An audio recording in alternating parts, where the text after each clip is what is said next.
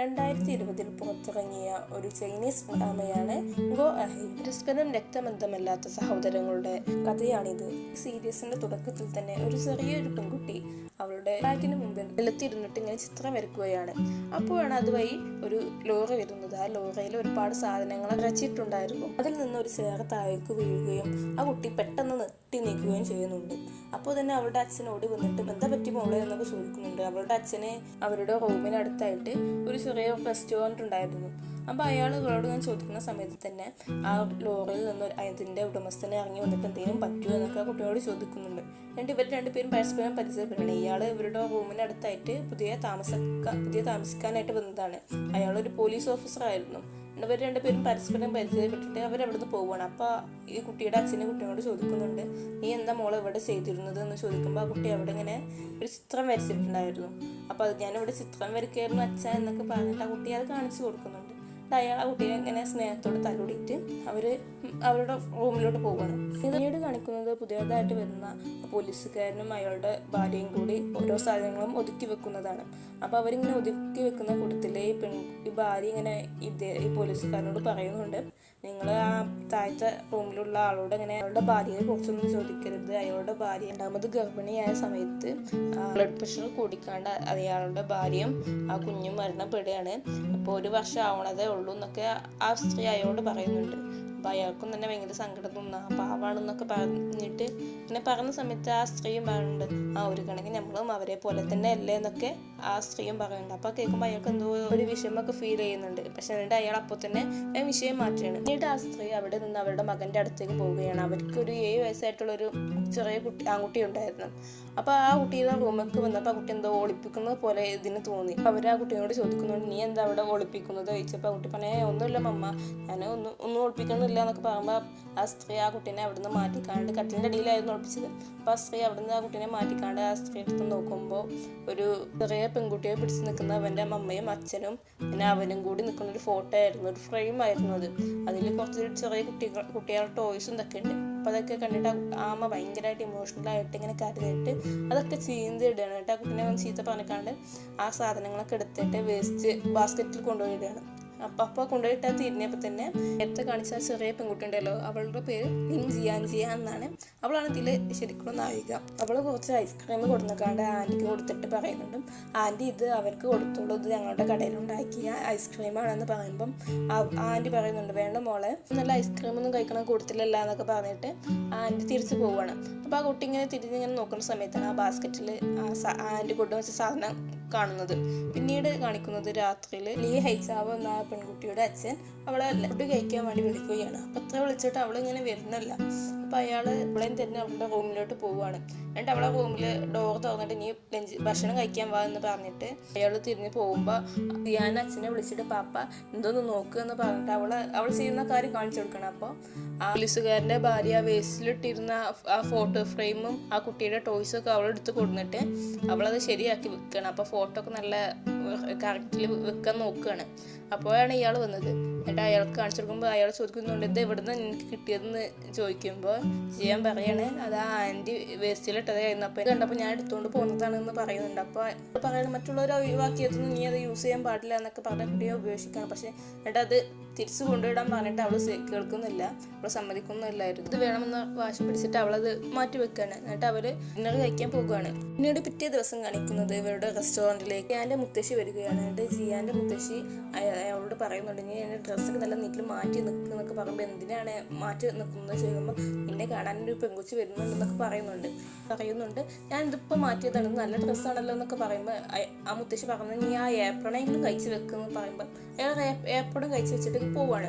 പിന്നീട് കാണിക്കുന്നത് നമ്മുടെ ജിയാനെ ഭയങ്കര ദേഷ്യത്തിൽ കൈയൊക്കെ ചുരുട്ടി പിടിച്ച് അങ്ങനെ നിൽക്കുകയാണ്. അവളുടെ അച്ഛനെ മാരി ചെയ്യാൻ പോകുന്ന സ്ത്രീ ഉണ്ടല്ലോ, ആ സ്ത്രീയും അവരുടെ കുഞ്ഞും അവിടെ വന്നിട്ടുണ്ട്. ആ കുഞ്ഞെന്ന് പറയാൻ വെച്ചാൽ ആ കുട്ടിക്ക് 7 വയസ്സുണ്ട്. ഇവളേക്ക് ഭയങ്കര മെച്ചോർഡാണ് കണ്ടാൽ തന്നെ. അപ്പോൾ അവരോട് സംസാരിക്കുകയാണ്. എന്നിട്ട് സംസാരിച്ചിട്ട് ഇവളുടെ അച്ഛന് ചിക്കനോട് അവൻ്റെ പേരെന്താ ഹലോ എന്നൊക്കെ ചോദിക്കുമ്പോൾ ആ ചിക്കൻ ഭയങ്കര മെച്ചോർഡായ പോലെ മിസ്റ്റർ ലീ എന്നൊക്കെ വിളിച്ചുകാരാണ് ഇദ്ദേഹത്തെ അഭിസംബോധന ചെയ്യുന്നത്. എന്നിട്ട് അപ്പോൾ അത് കേൾക്കുമ്പോൾ ഇയാൾക്ക് ഭയങ്കരമായിട്ട് സന്തോഷമാണ്. ഇത്രയും ചെറിയ കുട്ടി ഇങ്ങനെയൊക്കെ സംസാരിക്കുന്നത് കേട്ടിട്ട് ഭയങ്കര മെച്ചോർഡായിട്ട് സംസാരിക്കുന്നത് കേട്ടിട്ട് അങ്ങനെ ആ കുട്ടിയോട് സംസാരിച്ച് നിൽക്കുമ്പോൾ അവൾക്ക് പറ്റൂല, ജിയാനക്ക് പറ്റൂല. അപ്പോൾ ജിയാൻ എന്ത് ചെയ്യും, അവളുടെ അച്ഛൻ്റെ ദേഹത്ത് തട്ടിയിട്ട് അവൾ പുറത്തേക്ക് ഓടുകയാണ്. അവൾ പോയ ഭാഗത്തേക്ക് ആ ചെറുക്കനെ അങ്ങനെ നോക്കി നിൽക്കുമ്പോൾ അവൻ്റെ അമ്മ അവനോട് ചോദിക്കുന്നുണ്ട്, നിനക്കും പുറത്ത് പോയി കളിക്കണമെന്ന്. അപ്പോൾ അവൻ്റെ തല ഇങ്ങനെ ആട്ടുമ്പോൾ നീയും പുറത്തേക്ക് പോയി കാരണക്കാണ്ട് ആ ചെറുക്കനും പുറത്തേക്ക് പോവുക. അപ്പോൾ ഇവർ രണ്ടുപേരും മുത്തശ്ശിയും കൂടിയാണ് അവിടെ ഉണ്ടായിരുന്നത്. മുത്തശ്ശി ഞാനെന്നാൽ പുറത്തേക്ക് പോയിട്ട് വരാമെന്ന് പറഞ്ഞിട്ട് ഇവർക്ക് രണ്ടാൾക്കും കൂടി സംസാരിക്കാനുള്ളൊരു സ്പേസ് ഉണ്ടാക്കി കൊടുത്തിട്ട് ആ മുത്തശ്ശിയും പുറത്തേക്ക് പോവുകയാണ്. ഇവർ രണ്ടാളും കൂടി അവരുടെ ഇങ്ങനെ കാര്യങ്ങളൊക്കെ ഇങ്ങനെ ഓരോന്നും ഡിസ്കസ് ചെയ്യുന്നുണ്ട്. ഈ സമയം പുറത്ത് പോയ ജിയാനും അവളുടെ മുത്തശ്ശിയും ഓരോ ടോയ്സ് എന്നൊക്കെ വാങ്ങിക്കുകയാണ്. ഇവർക്കനെ എങ്ങനെയെങ്കിലും ഇവരൊക്കെ നോക്കിയിട്ട് സ്റ്റെപ്പുമ്മേൽ ഇരുന്നിട്ടാണ് സോഡ കുടിക്കുന്നുണ്ട്. ഒരു വാട്ടർ ഗൺ എടുത്തിട്ട് അതിലിങ്ങനെ വെള്ളം ഇങ്ങനെ പീച്ച് കളിക്കുന്ന സമയത്താണ് ഈ ചെക്കനെ കാണുന്നത്. അപ്പോൾ ഇവനെ കണ്ടേക്ക് ഇവനോട് എന്തൊരു ദേഷ്യം മാതിരി അവൻ്റെ നേരെ ഷൂട്ട് ചെയ്യാണ്. കണ്ടിട്ട് അവളെ മുത്തശ്ശി അവളങ്ങനെ വഴക്ക് പറയാൻ, നിന്റെ ബ്രദറാണ്, അവരോട് അങ്ങനെയൊക്കെ ചെയ്യാൻ പാടുണ്ടോ എന്ന് ചോദിക്കുമ്പോൾ അവൾ പറയണ്ടേ, എനിക്ക് അങ്ങനെ ഒരു ബ്രദറില്ല, എനിക്ക് ഞാനും അച്ഛനും മാത്രമേ ഉള്ളൂ എന്നൊക്കെ പറയുമ്പോൾ ആ മുത്തശ്ശി പറയാൻ, എൻ്റെ സ്റ്റെപ്പ് മദറിൻ്റെ മകനാണ്, അപ്പോൾ അവൻ എനിക്ക് ബ്രദറായിട്ട് വരും എന്നൊക്കെ പറയുമ്പോൾ എൻ്റെ സ്റ്റെപ്പ് മദറിനെ വേണ്ട, അവർ ചീത്തയാണെന്നൊക്കെ പറഞ്ഞിട്ട് ഇവളൊക്കെ അവിടുന്ന് വഴക്കിടുന്ന സമയത്താണ് അവളുടെ അച്ഛൻ അങ്ങോട്ട് വരുന്നത്. എൻ്റെ അച്ഛന് അങ്ങനെ ചെയ്തതെന്നൊക്കെ പറഞ്ഞ് അവളെ കുറച്ചൊന്ന് ഉപദേശിച്ചിട്ട് അവർ രണ്ടുപേരും കൂടി ഇങ്ങനെ പോകണം, അവരുടെ റൂമിലോട്ട് പോകണം. ആ റൂമിലോട്ട് പോകുന്ന സമയത്താണ് സിയാവോയും അവൻ്റെ അമ്മയും കൂടി വരുന്നത്. സിയാവോ ഭയങ്കര സൈലൻ്റ് ആയിട്ടുള്ള പയ്യനാണ്, അവനക്ക് ആരോടും കൂട്ടുകൂടാനൊന്നും ഒരു താല്പര്യമില്ലാത്ത പോലെയായിരുന്നു അവൻ്റെ ബിഹേവിയർ. സിയ അവനെ കണ്ടപ്പോൾ അവനോട് സംസാരിക്കാൻ വേണ്ടി നിന്നെങ്കിലും അവൻ വലിയ മെയിൻ്റൊന്നും ചെയ്യുന്നില്ല. അപ്പോൾ അവൻ്റെ അമ്മ അവനോട് പറയുന്നുണ്ട്, അവൾ നിന്നോട് സംസാരിക്കുന്നു, നീ എന്തെങ്കിലും പറയുമെന്നൊക്കെ പറഞ്ഞപ്പോൾ അവനും വലിയൊരു മെയിൻ്റില്ലാതെ ഇതിലിങ്ങനെ ഒന്നും മിണ്ടുന്നുണ്ട്. പിറ്റേ ദിവസം ജിയാൻ്റെ അച്ഛൻ്റെ ഹോട്ടലിലേക്ക് ജിയാൻ്റെ അച്ഛൻ കെട്ടാമെന്ന് പറഞ്ഞ ആ സ്ത്രീയും ആ സ്ത്രീയുടെ മകനും വരുന്നുണ്ട്. അപ്പോൾ ആ സമയത്ത് ഇവർ രണ്ടുപേരും ജിയാന് അവളുടെ അച്ഛനെ അവിടെ ഇല്ലായിരുന്നു. സ്ത്രീ ജിയാൻ്റെ മുത്തശ്ശിനോട് ഇങ്ങനെ ഓരോന്ന് സംസാരിക്കുകയാണ്. അപ്പോൾ ആ ചെറിയ പയ്യനുണ്ടല്ലോ, അവന് അവരുടെ ടേബിളിന്മേൽ ഒരു ചെറിയൊരു തവളനെ പോലത്തെ ഒരു പ്ലാസ്റ്റിക്കിൻ്റെ തവള ഉണ്ടായിരുന്നു, ജിയാൻ്റെ ടോയ്സ് ആയിരുന്നു അത്. അപ്പോൾ ഇങ്ങനെ കണ്ടപ്പോൾ അവൻ അതെടുത്ത് ഇങ്ങനെ കളിക്കുകയാണ്. അതും കണ്ടുകൊണ്ടാണ് ജിയും അവരുടെ അച്ഛനൊക്കെ കൂടി കയറി വരുന്നത്. അവർ വന്നപ്പോൾ അവരുടെ കയ്യിലൊരു തണ്ണിമത്തനൊക്കെ ഉണ്ടായിരുന്നു. അപ്പോൾ ഇത് കണ്ട് കയറി വന്നപ്പോൾ ഇവൾക്ക് ഭയങ്കരമായിട്ട് ദേഷ്യം. അവൾക്ക് ഓൾറെഡി ആ പയ്യനെ പറ്റൂലായിരുന്നു. അപ്പോൾ ഇതും കൂടി കണ്ടപ്പോൾ അവൾക്ക് നന്നായിട്ട് ദേഷ്യം വന്നിട്ട്, നീ എന്തിനാ എൻ്റെ സാധനം എടുത്തത് എന്ന് ദേഷ്യപ്പെട്ട് ചോദിക്കുമ്പോൾ അവൻ അപ്പം തന്നെ അവൾക്ക് തിരിച്ചു കൊടുക്കുന്നുണ്ട്.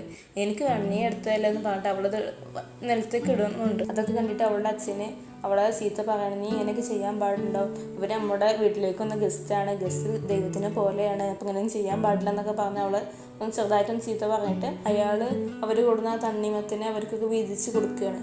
ജി അവൾക്ക് കിട്ടിയ തണ്ണിമത്തിനും കൊണ്ട് പുറത്തിട്ട് പോയിട്ട് ഒരു പ്ലേ ഗ്രൗണ്ട് പോലത്തെ സ്ഥലമുണ്ട്. അവിടെ നമ്മുടെ സിയാവോ നല്ല അടിക്കൊണ്ട് ബുക്ക് വായിക്കുന്നുണ്ട്. അപ്പോൾ അവൻ്റെ അടുത്ത് ഒരു ഊഞ്ഞാലിൽ ഇരുന്നിട്ട് അവൾ ഓരോ പാട്ട് പാടണം, അത് കഴിക്കണോണ്ട് ഓരോ പാട്ടും പാടുന്നതാണ്. അപ്പോൾ ഇവനക്കിത് കേട്ടിട്ട് ദേഷ്യം വന്നിട്ട് ഇവൻ അവിടെ നിന്ന് നീച്ച് പോവുകയാണ്. അപ്പോൾ അവൾ ഓരോന്നും പറഞ്ഞിട്ട് അവൻ്റെ പിന്നാലെ നീറ്റ് പോകുന്നുണ്ട്. ഒരു രാത്രിയും ജിയാനും അവളുടെ അച്ഛനും കൂടി ടി വി കാണുന്ന സമയത്തും ജിയാൻ്റെ വീട്ടിൽ വഴക്കായിരുന്നു. അവന് അവരുടെ റൂമിൻ്റെ വെളിയിൽ സ്റ്റെയറിന്മേൽ ഇരുന്നിട്ട് ഒരു ബുക്ക് വായിക്കുകയാണ്. അപ്പോൾ ജിയാനൊരു തണ്ണിമത്തനും എടുത്തിട്ട് അതിങ്ങനെ കഴിച്ചുകൊണ്ട് അതിൻ്റെ കുരു ഇവൻ്റെ കാലിൻ്റെ ചുവട്ടിലോട്ട് തുപ്പാണ്. അവൾ അടിയിൽ നിന്നാണ് മുകളിലോട്ട് തുപ്പുണ്ട്. ആ തുപ്പുണ്ട് ഇവൻ്റെ കാലിൻ്റെ ചുവട്ടിലേക്കാണ്. അപ്പോൾ ഇവന് എവിടുന്ന ഇത് വരുന്ന വിചാരിച്ച് അവൻ്റെ കാലിൻ്റെ ചുവട്ടിലോട്ട് നോക്കിക്കാണ്ട് വീണ്ടും അടിയിലേക്ക് നോക്കുമ്പോൾ ഇവിടെ നിൽക്കാണ്ട് തണ്ണിമത്തൻ്റെ കുര ഇങ്ങനെ തുപ്പ് കളിക്കുകയാണ്. അപ്പോൾ അത് കണ്ട് ഇവനക്ക് ദേഷ്യം വന്നിട്ട് ഇവന് വീണ്ടും അവിടെ നിന്ന് എഴുന്നേറ്റ് അവൻ്റെ റൂമിലോട്ട് പോവുകയാണ്. ഈ ദിവസം സിയാവിൻ്റെ അച്ഛനെ ഓഫീസിലോട്ട് പോകാൻ വേണ്ടി ഇറങ്ങണം. ആ സമയത്താണ് ഇവരുടെ ഈ റെസ്റ്റോറൻറ്റ് കണ്ടത്. എന്നാൽ അവിടെ കയറിയാലോ എന്ന് വിചാരിച്ച് അയാൾ അവിടെ കയറുമ്പോൾ ആ നാട്ടിലുള്ള കുറച്ച് കൂട്ടം സ്ത്രീകളുണ്ടായിരുന്നു, കുറച്ചൊക്കെ പ്രായമായിട്ടുള്ള ആൾക്കാർ. അവർക്ക് വേറെ പണിയൊന്നുമില്ല. അപ്പോൾ അവിടെ പോയിട്ട് ഓരോന്നും സംസാരിച്ച് നാട്ടിലുള്ള വാർത്തകളൊക്കെ ഇങ്ങനെ പരത്തുന്ന ഒരു സ്ത്രീകളുണ്ടാവില്ല, ഇതേപോലത്തെ ഒരു കൂട്ടാണ്. അപ്പോൾ അവരുടെ കൂട്ടത്തിൽ ഇരുന്നിട്ട് ഇയാൾ നൂഡിൽസ് ഒക്കെ കഴിക്കുകയാണ്. അപ്പോൾ അതിൻ്റെ ഇടയിൽ ഇവരുടെ കുടുംബ പ്രശ്നമൊക്കെ അങ്ങനെ പറയുന്നുണ്ട്. എന്നിട്ട് പിന്നെ അയാൾ അവിടെ നിന്ന് എഴുന്നേറ്റ് പോവുകയാണ്, ഓഫീസിലോട്ട് പോവുകയാണ്. പിന്നീട് അന്ന് രാത്രി ജിയാൻ്റെ അച്ഛൻ ഇതേപോലെ അവരുടെ വീട്ടിലേക്ക് വന്നപ്പോൾ എന്നത്തെയും പോലെ തന്നെ ഷിയാവോ അവരുടെ റൂമിൻ്റെ മുമ്പിലുള്ള സ്റ്റെപ്പിൽ ഇരുന്നിട്ട് ബുക്ക് വായിക്കുകയാണ്. അപ്പോൾ ഇവരുടെ ശബ്ദം കേട്ടിട്ട് അയാൾ ഒന്നിങ്ങനെ കണ്ട് തിരിഞ്ഞ് നോക്കുമ്പോൾ അവനെ കാണുന്നുണ്ട്. അപ്പോൾ അവൻ്റെ അടുത്തേക്ക് വന്നിട്ട് നീ എന്തെങ്കിലും കഴിച്ചോ, എനിക്ക് വിശക്കുന്നില്ല എന്നൊക്കെ അവനോട് ചോദിക്കുന്നുണ്ട്. പക്ഷെ അവനൊന്നും മിണ്ടണില്ല.